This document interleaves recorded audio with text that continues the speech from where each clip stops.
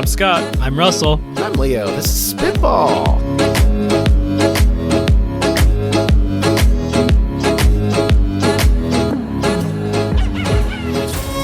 Welcome to Spitball, where three board game bros and a guest empty our heads of startup and tech product ideas that we have stuck up in there so you can all have them for free. Anything that we say is yours to keep. And this week, I have the delight of bringing our guest.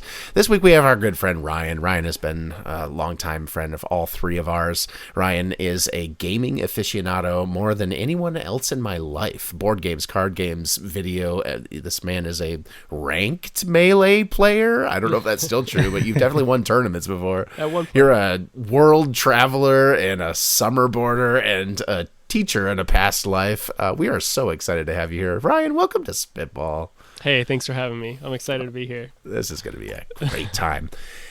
All right, this week to get us started, I have a game that I'm going to call High Stakes. So in this one, I was looking through like Board Game Geek and other research about board games and video and card games. I don't know a ton about that world. I'm not very good at learning new games, as Ryan will attest. But some of these games, especially the indie stuff, have wacky names. So in this game, I'm going to give you a name, and you have to tell me if it's either a board or card game or a strain of cannabis. So if I said, for example, Herbaceous. Is Herbaceous a card or board game? You would all say, of course, that's a card game. It's a casual card game where players collect herbs and stuff from their communal garden. I'm sure, Ryan. I own that one. Yeah, I figured you would. This is going to be a good time. Ryan, how many board games do you own? How many board games? Right around 900. 900. Yeah, Delightful. it's like 850 or something. And a lot of them are print and play, right? That's so cool. Wow. Almost 4 digits. That's why I wrote this game for you. I think you're going to know every one of these. So let's kick it off with you, Ryan. Splendor. Card game, board game, or cannabis strain? Definitely board game. Yeah, it's a gem trading engine building game. You knew that. It's excellent. Love Very that good. game. Oh, yeah. You know that? I know that one, yeah. Oh, nice. Scott, 9-pound hammer. Oh, it's definitely a strong indica. That's exactly what it is. A heavy hitting indica. Very good. No, we're not going to incriminate. It's still federally illegal. Ryan and I are going to be good at this for different reasons. Yeah, I guess. Russell, train wreck. All one word. It sounds, that's weed. Yeah, legendary sativa dominant hybrid. Very good. Sounds like weed. Ryan, Spirit Island. Oh, definitely a board game. Yes, it is. Cooperative strategy. Have you heard of that one Most too? popular co-op, yeah. Oh, I don't know how popular any of these are. Maybe this is going to be super easy. Scott, Forbidden Fruit. I'm going to guess board game on that one. Indica dominant strain. Famous for deep purple buds. The Forbidden series is like a great set of cooperative I feel like I board heard games. that before. Forbidden Island. Well, they don't have Forbidden Fruit yet that Not I've yet, seen. no. I did some searching to make sure none of these were in both categories, and I actually had to rule a couple of them out. Yeah. Russell, Wingspan. All one word. That's got to be a board game. Plain board game, like a plane. It is, but it's for bird Birds. enthusiast themed. Yeah, attracting birds to wildlife It preserves. is crazy how many people have gotten into ornithology for that one. I've definitely Okay, played good. that one either at a Manuary, maybe, or at Scott's. Yeah. Really? Oh, excellent. One more time through. Ryan, Golden Goat. That's got to be weed. It is very good. A happy, uplifted hybrid strain. Scott, Everdell. That's got to be a board game. Why do you know that? It is a board game. I've Very never good. heard of it. Stunning worker placement game set of Valley of Woodland Creatures. And Russell, Scythe. Scythe. I can't imagine like you. Oh yeah, you want to smoke some scythe? So I'm gonna guess a board game. Excellent. Very good. Yeah. Engine building area control game set in 1920s Europe. Well, dang, that was apparently way too easy, and I wouldn't have known any of those. I think everyone except for one of them, they were all right. Well done, everybody. Who wants to kick us off this week? I can go this week. Do it. What do you got for us this week? All right. Half-baked idea that I think I'm going to win one of the awards at the end of the series for this one. Heck yeah. Mostly out of... You mean a spitball award, right? Like, a spitball Okay. award for most likely to get you hurt. the best Yes. kind. Okay, what do you So I've got? been striving for that one ever since Russell took it last year. I recently learned my mom has bad insomnia, where she will sleep for a couple of hours, but then always at like 2, 3 a.m. just gets wakes up and cannot go back to sleep. And that has been plaguing her for a long time now. But I also learned that driving really puts her to sleep in any form, where if I am behind the wheel of a car, I immediately just want to conk out. How can we use one to solve the other is my question tonight. Can we create some kind of VR driving simulator or something to just put on a person who can't sleep, and your goal is just to make it X miles on here before passing out? You want to Pavlov people into getting used to trying to fall asleep at the wheel. Yes. Hence why this probably is going to get me sued at some point. Oh, excellent. Okay. Well, Whatever puts you to sleep, all right? You know what I mean? Whatever works. Taylor Tomlinson had this. This happens to me sometimes. I just cannot fall asleep. And she has this whole sketch about how when you can't fall asleep, she would always ask audience members, do you have any ideas to help? Because I've heard it all. I've read it all. And the only one that's ever stuck with her, and I swear to God this works, is you can't sleep, go lay in your bathroom floor for like 10 minutes. Just lie down, and that's it. And then go back into your bed, and you will pass out. And from what I understand, it's like you're just on an uncomfortable spot, an uncomfortable, cold, hard floor, and you make it back to your bed. You're like, oh my God, this is amazing. It works every time. That one still doesn't work for my mom, though. So let's go back to some driving. So she falls asleep while driving, not in the passenger seat or something. Correct. Or any when of you're that. physically driving, you just instinctively want to go to sleep. Okay. I get that. I definitely get the highway drowsiness for sure. Same. I've never thought of weaponizing it. Utilizing it, not weaponizing it. Yes. Well, it depends if you're on the road or not. So you're thinking what, like a VR headset, and like it gradually gets darker, so you're like slowly like it's forcing you to sleep. Yeah, and then put it in a recliner that'll just automatically tip you back when you're done. You fall asleep with it on. 8 hours later, you got the red raccoon face. Yeah, right. All right, I'm going to go the expensive route. You know those giant sleep pods that they have at those like cool startup places, or like giant eggs? Yeah. You just put the right sound machine, right? And maybe a little projector. You buy one of those and you get a projector and a sound machine, and it's like that brown hum, that's brown noise hum or whatever, on top of this like, flashing lights and like the little bit of the wobble. You got to somehow create that experience. Rocking you to sleep. Yeah, it's something about like holding yourself up that you're just like, all right, I like this, right? Something's keeping you. I think you need a little bit of that, right? Somehow, like a wobble board on top of an egg. And I'm just like, oh man. Yes, and I almost wonder if it's the fact that I can't go to sleep right now is the reason why you're so tired and you want to go to sleep. Yeah. Like, is that how do we reverse utilize psychology there? Could you? It's gonna sound crazy.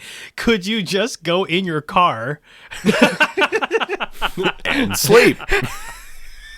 drive to McDonald's?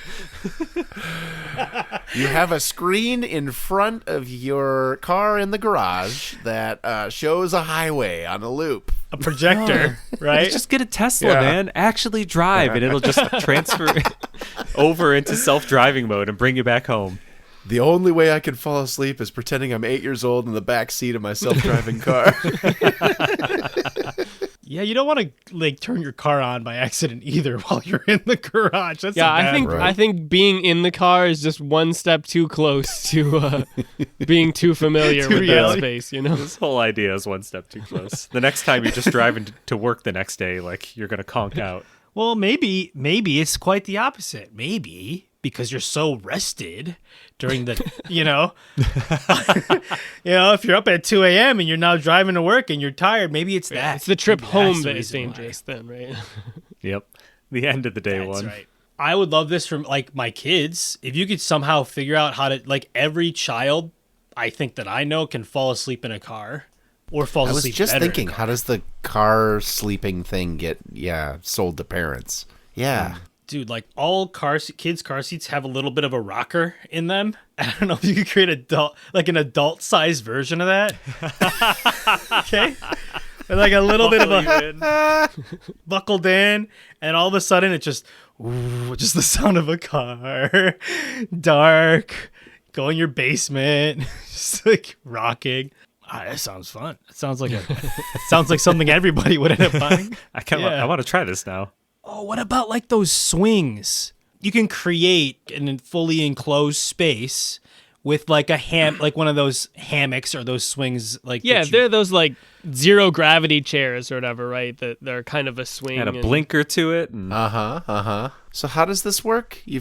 You're proposing attaching some sort of steering column to the swing. I don't know if I don't know. Is the arms being upright on the steering wheel important? I think it's the sound, the movement, and the trying not to go to sleep. Yeah, I don't know. I think there's an element of like some kind of focus there too, right? Ooh. Yeah. Something Oh, man. like, do you need enough like awareness of, but That makes so much sense actually, because like when you're tired driving, it's like you can't not think about like when you starting to get tired, you're focused on one thing. You can't think about all the other life stuff, right? So you're like, I gotta just stay in the lane, and then it's like the only thing that's keeping you awake. Because I need anxiety in order to keep me awake, right? And if the fear of crashing. Yeah, or maybe like the other way around. To keep you awake while driving, is it just has a loop of all your anxiety that plays on the radio, like throughout your day, so you never. So now Your mother never loved you. Yeah, psychological warfare. Okay. Because we got to solve the problem of when you're actually driving. So you save all the anxiety or the thoughts for when you're driving. You put in a tape, right? And then Put in a tape. so What kind of I'm going away with this. So you have a positive one for sleeping that'll help you sleep, and a negative one that keeps you awake. Exactly. You just record yourself saying all the things that's on your mind, and then you play it while you're driving, so you can sleep because you just recorded it. You're saving that for later. You know what I mean? You're just, I'm going to save this for later. While you strap into your VR headset and Right. your chair. I don't know about this one, bro. All right, I'm spitballing way off of left field. This is That's why we're here, man. yeah. I wonder if there's some kind of like other task that's a lot simpler than operating a motor vehicle that still requires concentration, that still is boring enough that like, hey, I just naturally want to go to sleep. Working on an assembly line. Yeah, Oh or my even like God, simpler than that. Like I need to just look at something that will like balance something on top of something else. And just by staring at it and focusing, it'll keep it balanced. It's the modernized counting Yeah. sheep. Yeah, exactly. Gotta like sort something between red and blue piles or whatever, right? Yeah. Yeah, you just put like a bunch of cartoon animals and you can count. and it doesn't have to be fast paced or anything, right? You can just like have it slow or focus on this one thing the whole time, and there's a lot of other stuff going on. You can build a projector and just put this on the ceiling above your bed, and you're just focused on that. That way you're not staring at a screen. Yeah, that's a good point. You got the screen involved. How do you get the screen out of this and make it analog? Like a Warm mechanical lights, device. right? Like whatever you're projecting, like Sure. because like red lights or the orange lights, or they say it's better, but You could go blue light at first, and then it slowly. What is it? The app that like turns things yellow over time. Flux. Flux, and then it just slowly turns to black. That might stress me out more. I'm noticing it. It's turning black. Yeah, that's true. That's true. All right, not that part. Yeah. Yeah. There's back when we did Vital Sleep Headband, I learned that there's a way that you can tell if you're in a REM cycle by just like behind your ear. There's like a certain pressure or something on there that a sensor can tell that you are in a REM cycle or not. And we were trying to use this for this headband design we were working on. But like, I wonder if you could also have another piece of hardware on there and it incorporates, hey, are you asleep yet? I guess your smartwatch can tell you that now too, though. I was thinking about a VR headset that slowly fed you Benadryl over time. Puts me into a medical endoscoma. Just don't even need the Benadryl, man. Just take an IV and just knock them out. Just take an IV. Yeah. Guys, we solved it. We did it. It's the opposite of an EpiPen. Just You the don't need complete. an anesthesiologist. You just need Benadryl. All right, Russell, what do you got this week? All right, so in honor of Valentine's Day coming out in the next couple days, or whenever this comes out, I have a special love corner that I've been saving. Cue the music.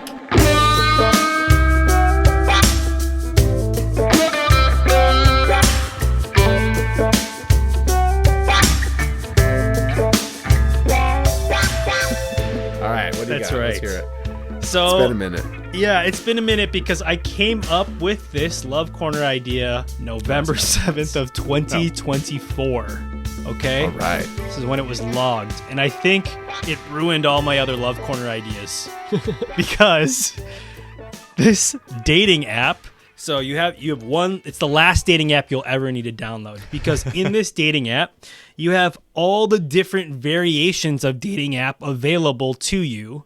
And you can pick and choose and run through all these dating apps that the community creates and adds, right? Oh. So, for example, you have Farmers Only, you have Christian Mingle, you have Coffee Meets Bagel, all those different apps as templates or themes that you can just pick and choose from, and you're just going through the dating pool through those different versions, right?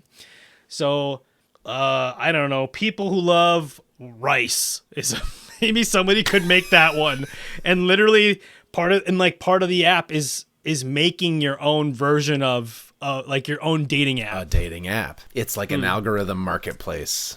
Oh. That's right. And you can come up with like different questions need to be answered, or pictures, or like your style or whatever makes sense. That's all built in. You can, but now what's cool about this is there's a lot of people that just go through the Tinder pool. They think they suck, and then they move on, and they just think, dating apps, online dating isn't for me. And then they never date anybody, right? Ever again.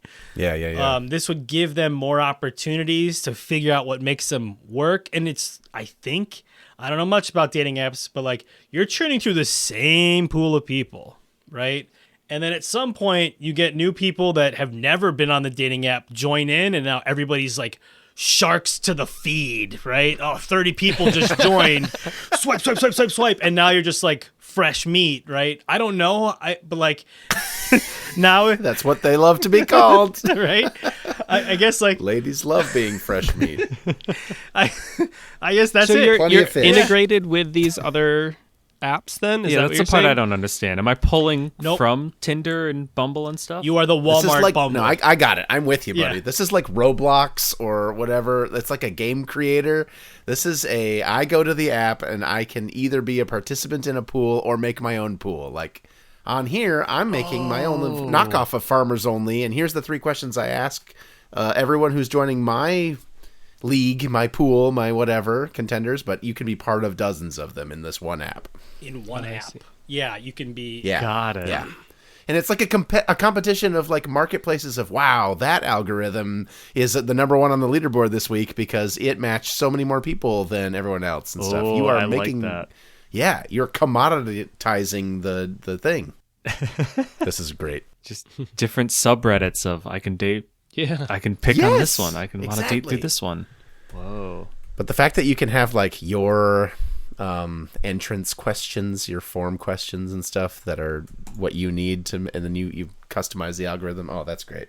I think too, it gives you like multiple chances with the same person. I don't know if like you see like maybe when you're swiping on Tinder, they don't look as good as they look on, I don't know, like on the other same apps. profile and everyone, man. They use the pick- same images, right? Okay, yeah. Well, maybe that's what part of the app has to do.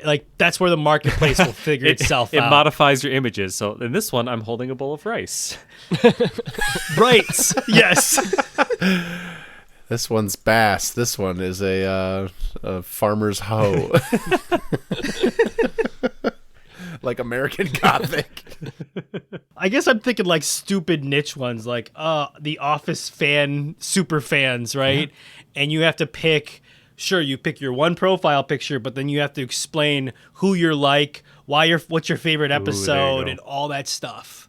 All right, yeah, your picture looks ugly, but you have the exact same quote and same episode as me. Maybe I'll give you a chance. Maybe I'll send you that message this time. So would you Maybe. have some like staples or some way to bring information from one over to the other, right? Like tie it to your profile so it's easier to like load in that stuff, because maybe you'll have all these different communities, but you'll probably have some core questions that come up in each one. Yeah, you almost want to have like the app moderates a question bank, and these different subreddit equivalents, these dating pools can like submit extra questions to the question bank that then can be pulled by the other ones too, right? You have suggested ones. That's cool. I went on a date recently with, I'm trying to think, could this be a filter on here? But it was a girl who's just like, I will not go on a date with anyone unless they can tell me where they were during 9/11. What? She's like, it's just a good filter question and it works every time. Like, works for what? Did you have an answer? Yeah, I remember where I was during 9/11. Yeah, who doesn't? I guess it is a good question, isn't it? What kind of psychopath? Well, people that weren't born yet were kind of that age now. I mean, it's part of the filter. Oh, yeah. Part of the filter. That's right. That would be the whole concept. Can you imagine the 9/11 picker? Oh, yeah. Does it just let you into the different dating pools? Or, like, do I have to name... Is there a quiz I have to take about The Office before I get in? Like, there was one girl at one date with, she's like, I won't date anyone unless they can name all the planets in order. Yeah, she's like, yeah, just means, they like stars and astrology. I think that's a good filter, too. Astronomy. Astrology. Oh, my God. Astrology. I didn't make it with her. Astrology. Why not, Scott? That's a great. The algorithm could be that, right? You ask a question like, which of these was not a character on Friends or whatever, and then your algorithm can be, if they pick the 3 wrong ones or whatever, then they're matched with nobody. They get like black holed, shadow banned. It doesn't tell right? them though, shadow banned. I really like that. But that's the flexibility you're saying. I like it. I think the app would try to hopefully encourage for unique profile pics too, or like every single time. That's I think important is creating variety every time you open the app for the people that aren't killing it. You know what I mean? Yeah. Yeah. So like each time you just have to take a selfie every time you log in or whatever. I don't know. Maybe it just can't be one that's already uploaded. Maybe you have to, or something like that, right? You could create that permission maybe in your version of your algorithm. Yeah, every like week or something, you have to change it, or it goes neutral. So then you can filter people out that haven't been keeping up. Yeah. I just have some friends that are so hesitant to join certain dating apps, and you don't like all these other dating apps are like too small. Like, why another dating app? Right. And so you add all the super niches in one super app. So now you can just jump. That way you don't have to like download the 3rd or the 10th dating app that doesn't even have a big pool of people. You just use this one. What do you call it? Oh, I don't know. Shuffle. Right? That sounds good. Shuffle. Honestly? Good. Was that off Off the the cuff, Shuffle's baby. good. Firing from the hip. I like Shuffle. Shuffle it up. We met on Shuffle. We met on Shuffle. It was a niche thing about the fetish that I'm into. He was into Rice. I was into The Office. I don't know. Just matched this.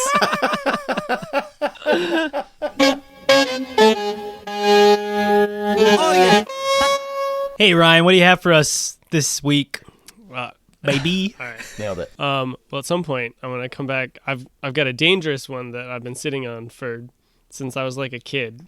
Ooh, dangerous?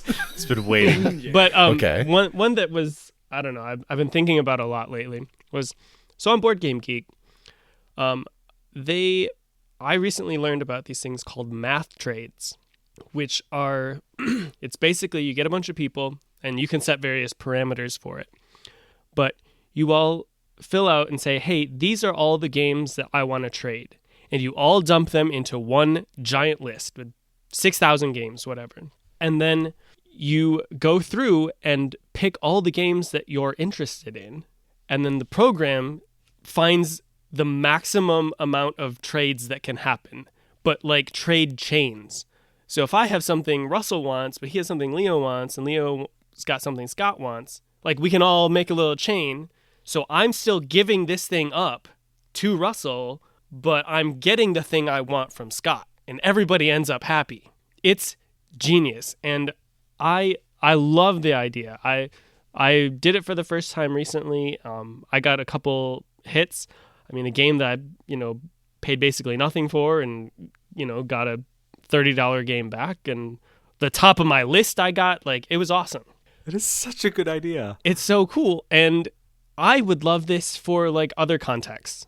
I'm thinking like, I don't know, your local Facebook group or something. And I do a lot of thrift shopping, and I see how much stuff gets sent to the dump from, the end of the line from Goodwill. And I just love the idea of stuff getting reused. And, it's like, oh, I'm done with this, but it's still good. You can go through selling it, but then you're going to use that money to buy something else. And if you can work out some trades, that's kind of as far as I've gotten. But, it's something you run once a month or something. Enter items into this app, assign a value to it, and then it finds you have your list of these are things that I want, and then it'll just automatically find, hey, this thing that worth this value is going to get you these other things over here. Print shipping labels for everyone automatically, and you just pop it in the mail. And the thing on Board Game Geek, it's got a lot of great information and a lot of cool features, ugly as can be, but it is so like it's very functional. So you can do things like assign weights to your items. It does not affect trade priority. So it's like if you can make these trades with it, if you'd rather have this item than that, like tough bits, it's a yes or no. But it's for your own sorting, and then you can do the same thing in your wants list and say, oh, I value this game at about $50 in that, and then you can click the button and it'll just autofill the grid. It's a whole grid if you say this game for that and click check boxes. So it like prompts you like weekly or monthly or just after you do this one time? No, like, so there, yeah. The first one I did that just ended was like an East Coast one.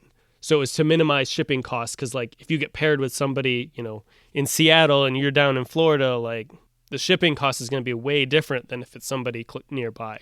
But the way that they run it was you've got a week to submit your games. There's a bunch of rules, make sure that you're listing component condition, box condition, like everything, so people know exactly what they're getting. And then during that week, you can sit and go through the list as it gets refreshed and updated and, mark your wants or whatever. But then after a week, it closes and you cannot submit anymore. And now there's another week where you can finalize your selections and whatever else. And then they just run it at the end and tell you if you got a trade or multiple trades, and you just go through with it. God, before streaming services, this would have just been perfect for DVDs. Oh, wow, like, yeah. I have this and I want to ship it to you. And it's just like a virtual cloud blockbuster of just physical DVDs running back and forth. Yeah. Is there anything that still exists that isn't just online? I mean, like Magic, Pokemon, like I don't know if those communities have that kind of thing. There's an element of trust in it, but... Yeah. Do you think you'd be able to abuse a system like this to gamify the trade a pen all the way up to a car thing? Where you're like, boom, boom, boom, boom, boom, boom, boom, boom, boom, my pen is immediately worth a house or worth a car. You could, you know what I mean? But the thing is that you only mark trades that you're okay with. So, I mean, maybe you get lucky, but you would have to then, other people would have to be taking steps down along the chain. But they wouldn't. The whole point of the pen thing was that it wasn't a step down for every person in the chain. They were getting the paperclip for the Apple for the. Yeah, so it totally could happen all the way up through stuff. Yeah. The value of the game depends on like the personal aspect, right? Yeah. So interesting. That's really cool. So anyway, this is the only place that I've seen it, and I just feel like lining up a one-on-one trade. As much as I love that idea, like it's way harder to do than if you can find a bunch of chains. Mm-hmm. Totally. This is like I feel like this is like a library too. Like you could do this with books, no problem. Oh, for sure. This is book clubs and books. Goodreads in general. Like that site could take that acquire this company, right? Some books is perfect, right? Because then if it's something you're not going to read again, if you're reading a bunch, it's a good way to just cycle stuff around and get the stuff you want. Dude, I'm thinking big things too. Like it's not like you lose anything if you don't take any trades, right? Exactly. Yeah. So like I have a ton of stuff that's worth like maybe $200, $300 that I'd put on the list and just run it. And you know what? I'm just going to post it there every month, and eventually somebody's going to trade with me. Dope. Once I'm a always week, you going to get win. all your list of possible, hey, someone's offering you this, essentially, or the system is offering you this, because it's going to find you know, some you could path make that like it's a gonna wish get to. list maybe of like, hey, these are the types That's of the things that part. I'm looking for. That's exactly what I was going to Because say. that's something they have too. There's a whole separate list that you can say, hey, I would love it if somebody posted, you know, this game. You ever try to sell something on Craigslist or now Facebook Marketplace? Hey, I'll trade you this broken single ice skate. What? No, go For your stop. 3D Like, the printer. worst part is the trade offers you don't care about. So this system would thrive if you had the like somehow indicating and seeding the system with things that you're on the hunt for. Yeah. And it's like gets rid of the junk that you just don't want to get rid of. But like someone it else feels wants it. And even if it's 6 trades in order to get what you want, like all of them are just marked pending, everyone agrees, and then it ships it. Yeah. Yeah. I wonder if you could optimize the buy nothing phenomenon and Yeah, like, I was thinking about that too. turn that in like as the data set. Because those communities exist, and there's some really cool stuff that people will give away there. Buy nothing? Yeah, they're these Facebook groups where you just post like, hey, I've got this thing, and When you're trying to get rid of something, and people will just say, oh, I would love that, and you're like, great, come pick it someone up. come get this. Or the other way, hey, I Just like. marking it for free online? Yeah, it's like Craigslist free. But you can also ask for stuff there too. People will, you know, they'll have like a day or a couple days that you can say, hey, I'm looking for this. If anybody's got one that you're getting Okay. rid of, you can. So this is kind of like a step up Anyone from have these extra sized diapers? We just grew out of them, and I don't need them anymore, or whatever. You know, it's often supplies, things like that. God, this would be really good for if you could ship alcohol easily or weed. Like either one. Yeah, people would be all over that. How would you trade alcohol? Not tell USPS. Yeah, like would you be half opened? I love my mailman because he's a drug dealer and you don't even know it. Just a half-open bottle of Whistle Pig, just like I was going gonna say it would be neat to go to one of these groups and offer up your local special goods, right? Like, Ooh. I live in Traverse City and we have all these fresh picked cherries, but I know that down south you guys are famous for that variety of oranges in Florida that you can only get there. So let's do a That's a trade or good whatever. one. And you could Yeah. like that local candy shop that always makes that one thing on the East Coast or whatever. And it right? times it for the season. Like, hey, you're not going to receive these till like October here, but you're going to get those fresh oranges in February or something. You got an IOU. Oh. Yeah. The time, the delay. I didn't even think about that. We like that's the missing 2D chess, 3D chess version, right? Yeah, It's a lot of trust in there. Yeah. a lot of trust. Yeah, with the board game thing, right? It's like it can't be a pending thing. It's got to be in your possession now Yeah. because if something goes wrong, you're on the hook for it. And so, because Right. Because everything falls apart when one person doesn't ship to the ship to the you're ship holding to the that ship. chain together. Kind Exactly. of escrow warehouse. How does that like? I'm guessing that they figure that out, right? They just ban you, or like newbies have a. Yeah. So I mean, things happen, right? So maybe it's like, oh, you know what? Like, crap, I forgot that I had this in the math trade, and somebody just bought it. Well, then it's like, well, I can go on Amazon and just order you the game, or hey, I've got these other games. Is there anything that you would still be happy with? Oh, I like You know, that. like there are ways to work that out. You try to avoid Has it. a credit but- card on file. It'll just buy a new version if you I can. don't have your game, but is there something else I can do to pay for the trade? Mow my lawn. Paint my fence. Yeah, right. That'll help. Well, I mean, that's it. That's another thing I thought of, right? Is like, hey, I have this skill that I would Yeah. be willing to, like, you know, fix these things around your house or do this kind of work. This is another thing I'm looking for. You'll appreciate this. My little sister's boyfriend right now is between jobs, and he just started his own like vibe coding. Hey, he lives in LA. He originally was from Mexico City, and he's like, there's all these people around here, Latino people that just can't have these small businesses, and they don't know how to get their name out there in any form. So I have this service or I make this cool product. So I'm just going to go out there, and he's just actively building websites for them, starting their businesses for them and helping them.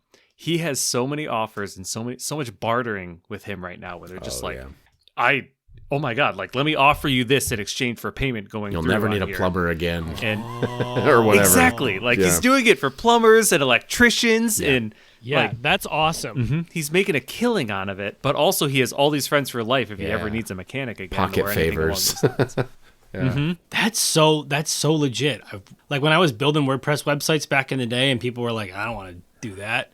And it's relatively easy. It just felt like a good move to do that. But yeah, man, that's so the trading I think would be cool. I would love to get like, you know, like lessons or something for other things, right? Like that'd be so. Totally. I could offer dance lessons or tutoring, things like that, and you're trading for other skills. 1 hour for 1 hour.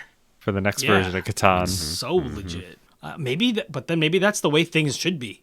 Shoot, I'll give you food. I'll give you just like a shitload of food if you. We've come full circle as a society.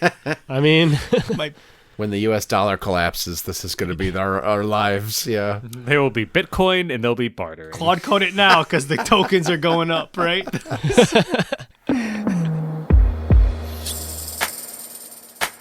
what you got, Leo? All right. Every iPhone for the last few years, and iPads too, have a Lidar scanner and color scanner. You can make full 3D maps. Why hasn't anyone turned this into a custom first-person shooter game? I would love to play paintball or whatever. Yeah, I know. You gotta like get around the someone doing this maliciously, and that's the real hang-up. But maybe you make it a snowball fight or paintball or laser tag. Wouldn't it be fun to hop into that game that you're gonna play with your buds and play laser tag or paintball in someone's home at that place that you all hang out often, down that mall that you all have in your town or whatever? The game could have like a communal library of actual places that people have scanned that you can play hide and seek in or whatever virtually. I feel like the scanning thing is underutilized and that there's some serious game potential here. But there's the whole school shooter problem. I haven't gotten around that yet. But if we make that, maybe... Right. It's always them that ruin everything fun. Right, I get the like. Maybe we just lean into the edginess of I'm gonna play Call of Duty, but it's at my local church or whatever. I don't know, but Nerf guns are still successful, right, Leo? Like people aren't trying to, you know. So exactly. Yeah. I don't think anyone's done this yet that I've found. I don't know why. Wait, so sorry. I have my iPhone and I have an app pulled up where I can like tap a button on the app and it shoots dead ahead. I have like crosshairs on my screen. You have an app. You walk around. Okay. You gather the information about the environment. Then, many months later, days later, weeks later, you sit down at your computer and you play a multiplayer game in the arena that you scanned. Oh, that makes way more sense. Yeah. That is so cool. Got it. I can play Call of Duty in my home. This is a regular old video game, but the map is the place that you captured. Oh, frick. That's really Wouldn't that be fun? Yeah, a place I know really well. Yeah. So much potential there, right? That is so cool. Very cool. And I also understand. Okay, let's do, instead of shooting, it's spray painting the entire wall. It's Splatoon, like right? Sure. It doesn't even have to be a shoot-based game. It could be a capture the flag game where there's like jetpacks and zaniness. It could Fortnite, be... Sure. Do you remember all the things we used to play that were like Minecraft mod games that weren't shooting, but like other stuff? You've got your platforming, you've got your this, that. There's got to be that sort of zany, fun multiplayer arena game. You're shrunk down to like the size of a mouse and you got to run around. That's exactly where I was going to go. I want to play Halo in my office on here. I want to have all the different levels and things going through and just little tiny Master Chiefs running around with teleports to different levels. That'd be great. Like, that's what I want. Yeah. Shrunk version is a really good one. Oh, this is really cool because like I bet it's easier to do that and like do something in the physical world and then make it into a map that you can play on. I don't know how hard it is to do digitally, but I can imagine it's just easier. I'm going to put a fort up in my house with blankets and pillows and LiDAR scan it, and now I have an arena, right? Yeah, absolutely. Yeah. Yep. I want to play Age of Empires 2 in my backyard, like just going through. I spent 10 hours gluing shoeboxes together to finally get this arena. You guys got to play. Damn, that's really good, Leo. A parkour map that's at your local playground. Oh, yeah. Frick. A resource gathering game in your local park. That'd be fun. Oh, like, yeah, you could just Minecraft around your park or something, like build a whole, yeah. I want to be shrunk down tiny and fly through my house. When Google Earth first launched, people were like, we could make a racing game out of this. And the data's just not quite good enough. If you had enough people in time with their LiDAR scanning iPhones, I bet you could make a pretty accurate scale map of like racing through that one lap that goes around your neighborhood or in your downtown, in your local town or whatever. Do some Gran Turismo, but, Yeah. you know, local suburban home area. That would be so cool. Yeah, and it would be local people that are invested in this, right? So Yes. like you already know the area and you've got people around. Yeah. Maybe you This can makes take it the so map that exciting. someone else has started and extend it, you know, or scan it at a different time of year or whatever. But yeah, I think the key to this is that you have the game structures and it's like a marketplace of scans that people have captured, right? What would it be like to play that one paintball game, but in Paris or in the Louvre or, I don't know, somewhere famous? Madison Square Garden, somewhere that someone has scanned already. You can like go to real places and do a Halo match. Bill Gates' house. Who scanned this? There could be a marketing opportunity. Maybe you've got that one flagship McDonald's store that like puts their 3D scan of their layout in the app. Yeah. Like if I'm going to a museum or whatever, like I could do this map and play a game and then I know the layout already, right? Could kind of help Yeah. acquaint me with the space before I even go there. We're going to be robbing banks soon. Go to the safe. The vault. We finally got the blueprint for the vault. This guy left his password on his no, I'm desk. Good thing I scanned it. Scanning it. Don't write your password on a sticky note, people. Don't tell me what to do. I just Yeah, and as this expands, I mean, like you said, you can start stitching stuff together, you know? Yeah, right. It's a good way to capture actual like map data too. Yeah. Why isn't like a Pokemon Go-esque game done this already? Like, Pokemon Go is trying to do that. oh really? They're like more incentivizing scanning real world areas and stuff. Okay, because like the sidewalk data was like everybody, if you're in the know, they're just trying to figure out where people walk, right, in those sidewalks. And then now you have all these. Well, that wasn't a secret. Yeah, Niantic was all about like we're not going to charge, and instead we're going to sell the data. We'll get traffic flow data that we can sell to municipalities and businesses and stuff. Yeah. Now they've got like route systems where they're specifically trying to see where are popular paths people go, and again, in addition to the scanning stuff, and Traffic flow. they'll like incentivize, hey, this particular spot we want, go scan this area and get a special thing or whatever. Oh, so I can buy. Yeah, dang. I think this would be helpful for like maintenance, construction. Like, hey, I want to see somebody scan this wall, and I can sell to the landlord or something, or the municipality. That needs an upgrade. Roofs all over. Just sell all day, right? So There'd be some fun opportunities for like rare captures, like construction site. If you can capture all of the LiDAR data for that like moment in time, or everything's set up for Christmas in this one location, Rockefeller Center. So like capture everything now and make it into a rare map that is once in a lifetime sort of moment. And then you can play it over and over again or whatever, Overlaying that onto the other or something, right? So you destroy the map of when it's complete, and now you've got the bones. whoa, that's Whoa. yes, Ryan. That's really cool. I just want to be shrunk and play Halo. That's all I want. I can't stop thinking about that. That's such a cool idea. Well, thank you very, very much for listening. We hope you enjoyed yourself. And thank you, Ryan, for being here. This was so fun. Hey, thanks. This was great. Our website is spitball.show. There you can find links to our YouTube channel, other social media. Hey, got an idea for us to review? Record your pitch. Send it in a voice memo. Send it on over to podcast@spitball.show, and we might discuss it on the show. And that's also how you can follow us on the Fediverse, such as Mastodon. We are podcast@spitball.show or on Blue Sky at spitball.show. Our subreddit is r/spitballshow. Our intro-outro music is Swingers by Bonkers Beat Club.